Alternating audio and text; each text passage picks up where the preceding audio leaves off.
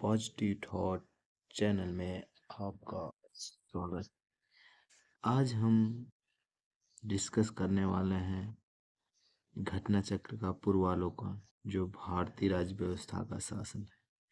आप यह एडिशन ले सकते हैं मार्केट से, जो है 24 या 25 और कोई भी ले लेंगे, नोट्स वही। इसमें से हम लोग इम्पॉर्टेंट नोट्स डिस्कस करेंगे, क्वेश्चन आंसर नहीं डिस्कस करेंगे। आप स्वयं क्वेश्चन आंसर लगाइएगा, ठीक है? क्योंकि ये जो दिया है ना विशेष आकर रिवीजन नोट्स, वही कहीं काफ़ी इम्पोर्टेंट है एग्जाम के दृष्टि से। तो आइए ये देख लीजिए, कर सकते हैं। और इस हम लोग सारे टॉपिक डिस्कस करेंगे जी इम्पोर्टेंट नोट्स को, ठीक है? चलिए देर ना करते हुए स्टार्ट करते हैं।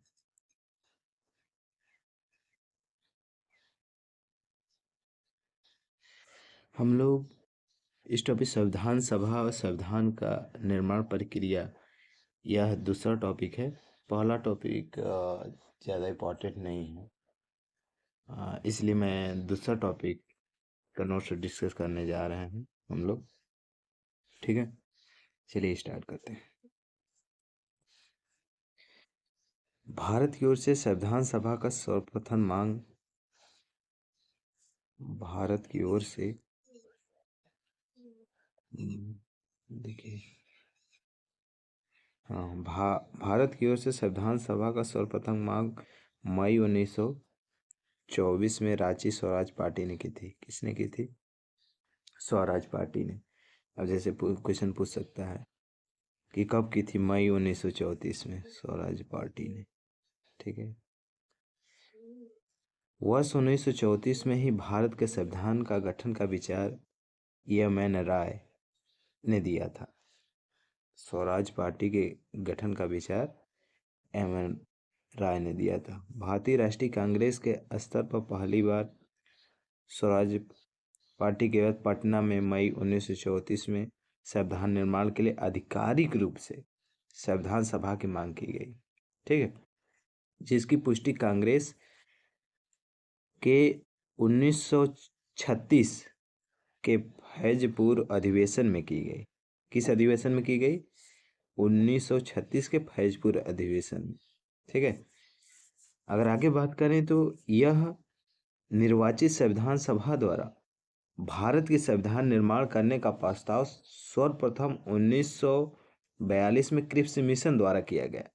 कहने का मतलब, निर्वाचन संविधान सभा द्वारा भारत के संविधान का निर्माण का प्रस्ताव सर्वप्रथम 1942 क्रिप्स मिशन द्वारा किया गया, ठीक है? आगे बात करें तो कैबिनेट मिशन 1946 द्वारा भारत का संविधान का प्रतिनिधिक निर्वाचन के आधार पर गठन किया गया, ठीक है? किस आधार पर? प्रतिनिधिक निर्वाचन के आधार पर, ठीक है? कैबिनेट मिशन की रिपोर्ट के अनुसार संविधान सभा निर्वाचित होनी थी और प्रांतों का प्रतिनिधि जनसंख्या के आधार पर होना था। इसके तहत मोटे तौर पर प्रति 10 लाख व्यक्तियों पे एक प्रतिनिधि निर्वाचित की व्यवस्था पर, मतलब कहने का जो संविधान सभा थी वो है एक प्रस्ताव, एक मतलब प्रति 10 लाख व्यक्ति पर एक प्रतिनिधि उसका निर्वाचन करेगा, ठीक है? संविधान सभा में कुल संख्या 389 थी निर्धारित की गई। अगर पूछ दिया जाए कि संविधान सभा में कुल सदस्य संख्या कितने थे, क्या बताएंगे? 389 निर्धारित थी। इनमें से 296 सीटें ब्रिटिश भारत को तथा 93 सीटें देशी रियासत थे। इसका मतलब हुआ कि 296 सीटें थी वो ब्रिटिश सरकार कह सकते हैं, ठीक है? और 93 सीटें जो है देशी रियासतें को आवंटित की जा रही थी। आगे बात करते हैं। ब्रिटिश भारत को आवंटित 296 सीटों में से 292 सदस्य का चुनाव 11 गवर्नरों के प्रांतों से और चार का चयन मुख्य आयुक्तों से किया जाना था। मतलब ब्रिटिश भारत की जो सीटें आवंटित की गई थी उनमें से 292 का सदस्य का चुनाव 11 गवर्नरों द्वारा किया जाना था और 4 का चुनाव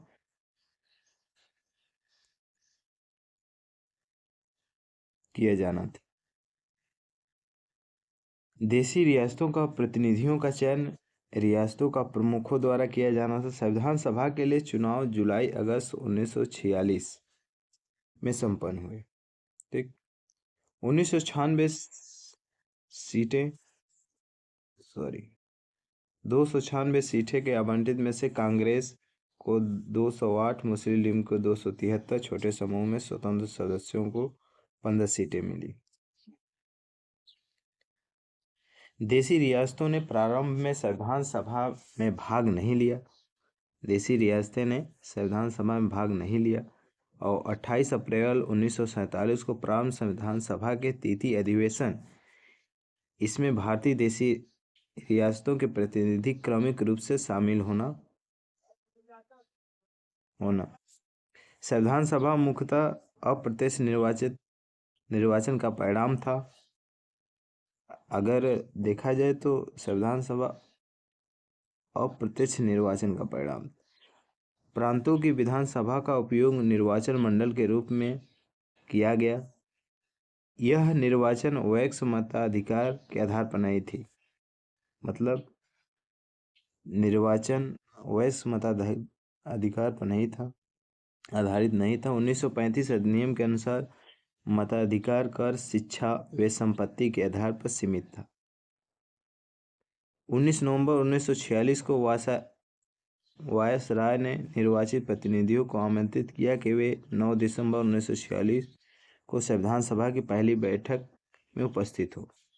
ठीक है, 9 दिसंबर 1946 को सभा की पहली बैठक में कुल 207 सदस्यों, जिनमें से 9 महिलाएं थी, ने हिस्सा लिया। 9 दिसंबर 1946 को संविधान सभा की प्रथम बैठक की अस्थायी अध्यक्ष डॉक्टर सच्चिदानंद सिन्हा ने की थी। मतलब संविधान सभा की अस्थायी अध्यक्ष कौन? डॉक्टर सच्चिदानंद सिन्हा। और 11 दिसंबर 1946 को संविधान सभा ने डॉक्टर राजेंद्र प्रसाद को निर्विरोध संविधान सभा का स्थायी अध्यक्ष निर्वाचित किया। 13 दिसंबर 1946 को जवाहरलाल नेहरू ने संविधान सभा में उद्देश्य प्रस्ताव प्रस्तुत किया। मतलब 1946 में प्रथम प्रधानमंत्री जवाहरलाल नेहरू ने उद्देश्य प्रस्ताव को प्रस्तावित किया, जो कि 22 जनवरी 1947 को संविधान सभा द्वारा पारित कर दिया गया। माउंटबेटन योजना 3 जून 1947 के तहत विभाजन के परिणाम पाकिस्तान के लिए एक पृथक संविधान सभा का गठन किया गया तथा मूल संविधान सभा के सदस्यों की कुल संख्या घटकर 299 रह गई, जिसमें भारतीय प्रांतों के 229 प्रतिनिधि और भारतीय रियासतों के 70 प्रतिनिधि शामिल थे। ठीक। भारतीय संविधान के निर्माण और उसे अंगीकृत होने में संविधान सभा में कुल 2 वर्ष 11 माह 18 दिन का समय लगा। यहाँ तब है कि लोकसभा राज्यसभा की वेबसाइट पर इस संदर्भ में 2 वर्ष 11 माह 17 दिन का भी दिया गया है, जिसका कारण है संभवतः संविधान को संविधान सभा अंगीकृत किए जाने के दिन को संविधान निर्माण की अवधि में शामिल न किया जाना था। इसके लिए कुल 11 अधिवेशन, कुल अवधि 165 दिन, जिसमें से 114 दिन संविधान के प्रारूप पर विचार किया गया था। 11वें अधिवेशन में अंतिम दिन 26 नवंबर 1949 को संविधान अंगीकृत किया गया। अगर कुल देखा जाए तो 12 अधिवेशन हुए थे। इनमें से 11 अधिवेशन के अतिरिक्त संविधान सभा पुनः 26 जनवरी 1950 को समन्वित हुई। यही जो बना हुआ। जब सदस्यों द्वारा भारत के संविधान पर हस्ताक्षर 1984 सदस्यों द्वारा किए गए थे, तो भारतीय संविधान के निर्माण के समय बेनगल नरसिंह राव मतलब BN राव को संवैधानिक सलाहकार नियुक्त किया गया। 26 नवंबर 1949 को भारत के लोगों द्वारा संविधान को अंगीकृत, अधिनियमित और आत्मप्रीत किया गया। संविधान पूर्ण रूप से 26 जनवरी 1950 को लागू हुआ। भारतीय संविधान सभा में कुल महिला सदस्यों की संख्या कितनी थी? 15 थी। ठीक। उनके नाम इस प्रकार हैं। पहला का नाम विजय लक्ष्मी पंडित, दूसरा का राजकुमारी अमृत कौर, तीसरा सरोजिनी नायडू, चौथा सुचिता कृपलानी, पांचवा पूर्णिमा बनर्जी, छठवां लीला राय, सातवां जी दुर्गाबाई, हंस मेहता, कमला चौधरी, ममता चौधरी। 15 अम्बु स्वामीनाथन। ग्रेनविल आइंस्टीन ने कहा था संविधान सभा कांग्रेस थी और कांग्रेस भारत।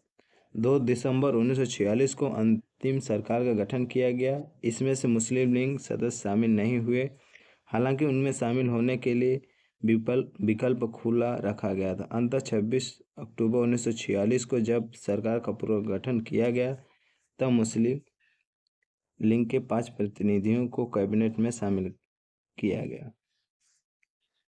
ठीक।